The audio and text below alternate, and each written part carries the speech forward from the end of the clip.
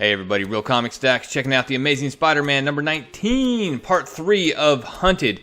And I'll tell you, Nick Spencer writing this is doing a great job. It's been very exciting, building up a lot of suspense, and it's getting good.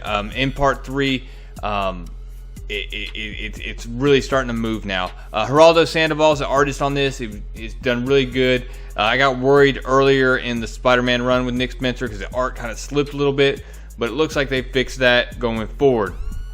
So the book starts with Kraven's son, who still doesn't have a name, I don't think. But anyways, he doesn't understand really what's going on and what Kraven's endgame is. And he talks about how proud he was at first of his father, who gathered up all these beasts, and how he couldn't believe that they were going to get to do this hunt. But then everything kind of changed in his opinion because they released them here in New York, and he's allowing these hunters, these people who defiled his homeland, to hunt him as a game instead. And he doesn't understand that. He's like, hey, let's restore the Kraven name right now. Whatever his last name was, I don't remember off the top of my head. Kravenoff. Let's go in right now. Let's murder all these dudes and be done with it and restore our name in blood. And Kraven's just like, no, not yet. And he has an end game here. He's just not sharing it yet. And I can't wait to see what it is when it finally goes down. So one thing about this series is there's basically some in-between storylines focused on characters. And one of them was focused on the Gibbon.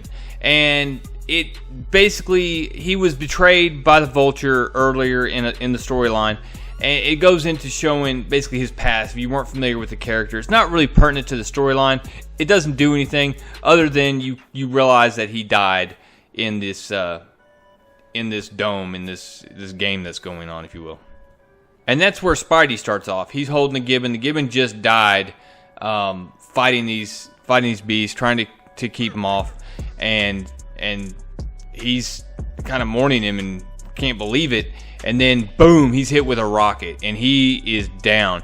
And he fakes being out, and he actually listens in on a conversation on some of these Kraven bots, if you will, these virtual reality bots that are in there. And that's basically what his big takeaway is that these people are at an offsite, they're robots, they're virtual reality simulations of what's going on. And with that, once they realize he's not dead, he pops up, notices some V marks or some cut marks as arrows in different places, and realizes they're arrows. I'm gonna follow them, and that's what he does. And what he finds that it was actually a sideways V for Vulture, and he's led all the beast people to gang up and to get together and try to work together, and he's trying to lead them. But in doing that, he's actually lying. He's blatantly lying about what happened with the Gibbon. He's telling a story where the Gibbon died this heroic death and fought off the monsters or the robots, and actually held one of them in place so the Vulture could basically dig in it and try to figure out what was causing a weakness. And this isn't what happened at all. What happened is basically the Vulture pulled the, hey, come with me, or Spider-Man, and you can't trust Spider-Man. So he followed Vulture, and then basically the Vulture used him for the old, hey, I don't have to outrun the bear, I just have to outrun you, and tripped him, and then the Gibbon was shot and killed. Well, everybody's clapping and living it up and thinking, yeah, the Vulture is this honorable dude that's gonna lead us to victory all of a sudden. And Spidey's like, that ain't what happened. And he hops down and explains to everybody, look, that's not what happened, man. And everything's going fine and dandy until he says, look, he doesn't have any proof. And then Vulture pulls out one of the heads, and he's like, look, you flat out cannot trust the Vulture. And as soon as he gets done saying that, his spider senses go off, and he gets grabbed by the Rhino, who slams him to the ground and says, you betrayed me. You talk about trust, but you abandoned me. I would not be trapped in this place if it weren't for you. And Peter Parker's trying to explain, look, there were innocent lives at stake at the time. And he's like, what, so my life was worthless? And right as Rhino's about to just lower the boom, and there's nowhere for Spidey to go at this point, the Vulture actually calls him off and says, look, right now, he is not the enemy.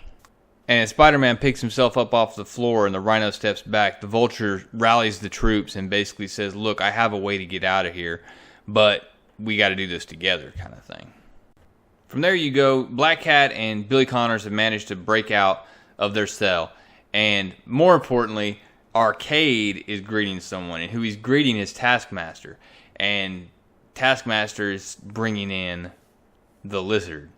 And, I mean, dang, I love this art right here. I love the way they depicted both the Taskmaster and the Lizard in this shot right here. It's amazing. From there, we get the Peter Parker internal monologue. He knows that Black Cat and Billy Connors are captured, but he doesn't know what's going on. He knows he had that vision of something happening to Mary Jane, but he doesn't know what. And then, right as he's just talking about good people suffering, he encounters another one of these bots, and he goes off on it. It's not a person, so he's just going off. He's going full, nuts. And Black Ant actually stops him. And he's like, hey, couple things. You don't want to do that.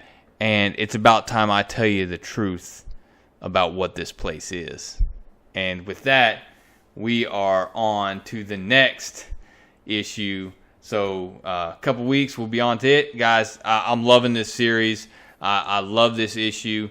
The idea of the Vulture.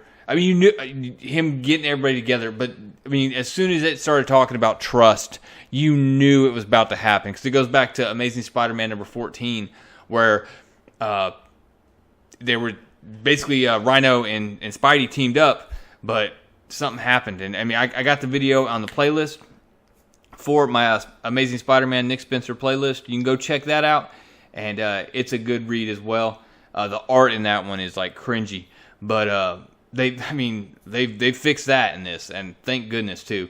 But guys, that's all I got. I'm really enjoying this run. My hat's off to Nick Spencer. This shorter video, but I mean this stuff is down and dirty. It's a lot of action.